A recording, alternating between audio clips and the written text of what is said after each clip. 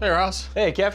Any good questions from the mailbag fall in your lap? I was just reading an email from Brent in North Carolina. He's looking to install solar on his roof, and he's getting bombarded with ads, and he has no idea where to start. Him and me and everyone else, it seems. My landscaper's trying to sell me solar. Door to door in my neighborhood. They're coming, knocking on the door, can we install solar on your roof? It's like, what is going on? So what has changed? I mean, we're at a really interesting point where we have the cost of solar that has come down to the lowest point ever for an installation. Okay. On top of that, we have electric rates from utility companies that are at the highest that they've ever been. Okay. And on top of that, we have financial incentives at the federal, state, and even local level that's incentivizing solar to be installed. So it's cheaper to install solar and people are rushing to it. That's right. That's right. That's Okay. right. So great for the consumer to get more solar on more roofs across America, but there's also companies that are getting involved that might not be properly trained and in it for the right reasons. So explain that to me. It's just a gold rush because people see a lot of business, or? A lot of times they're doing it for financial reasons to obtain federal tax credits and state renewable energy credits, et cetera. So generally speaking, if I pay for solar, I'm eligible for a credit on the cost of the solar installation. That's right. And then there's some sort of ongoing credit the more it gets used over years. Yeah, renewable energy Right, credits. a second type of credit, right? That's right. So those come to me if I buy it, but you're telling me that someone could sell it to me in a different way, Right. where the company that's selling it gets those credits? That's right, yeah. So there's 4 different ways to finance a solar system.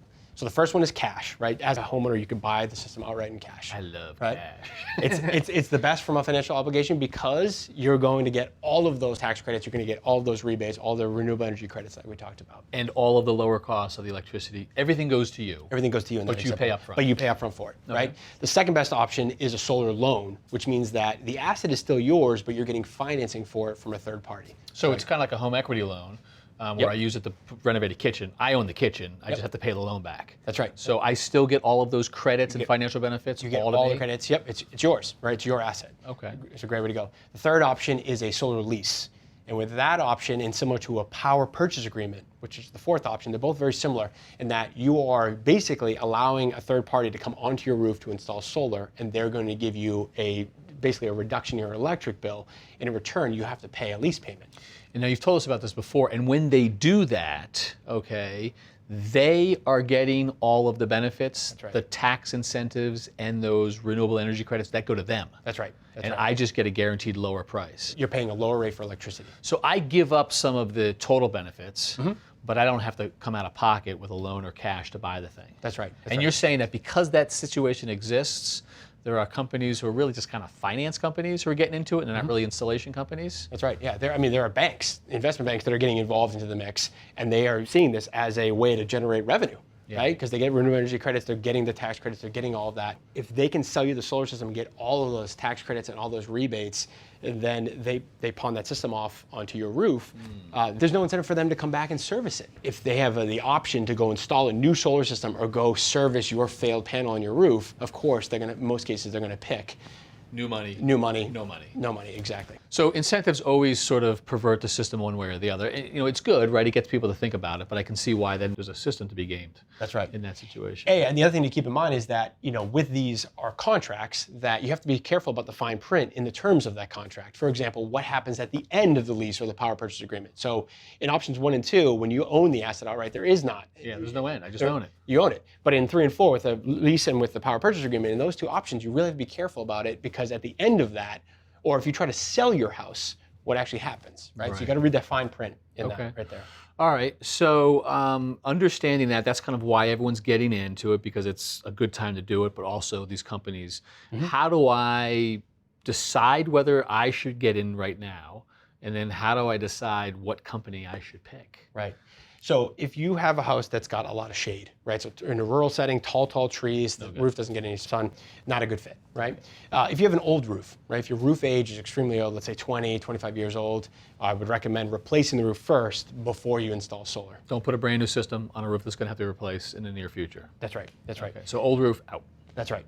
There is a recent tax bill that has been passed right through legislation recently that allows homeowners to obtain the tax credit for a new solar installation on an old roof. So the replacement of the roof and solar installation is all brought into that federal tax credit. So the extra cost of replacing the roof is something that you maybe get a credit for? That's right. So in that situation, an old roof might say this is the time to do it. Exactly. Okay. Exactly. I got it. If you're going to be leaving your house anytime in the near term, I wouldn't recommend going with solar. And that's because you always talk about payback periods. You have to put the money down to buy. The payback period for these things is generally what now? So 5 to 8 years is the typical payback. Okay, so if you're leaving the house, if you're not going to be there for 5 years, it doesn't make sense. benefit's going to go to the person you sell the house to. Right. So a perfect installation for solar would be someone that has a really new roof, right, less than 10 years old.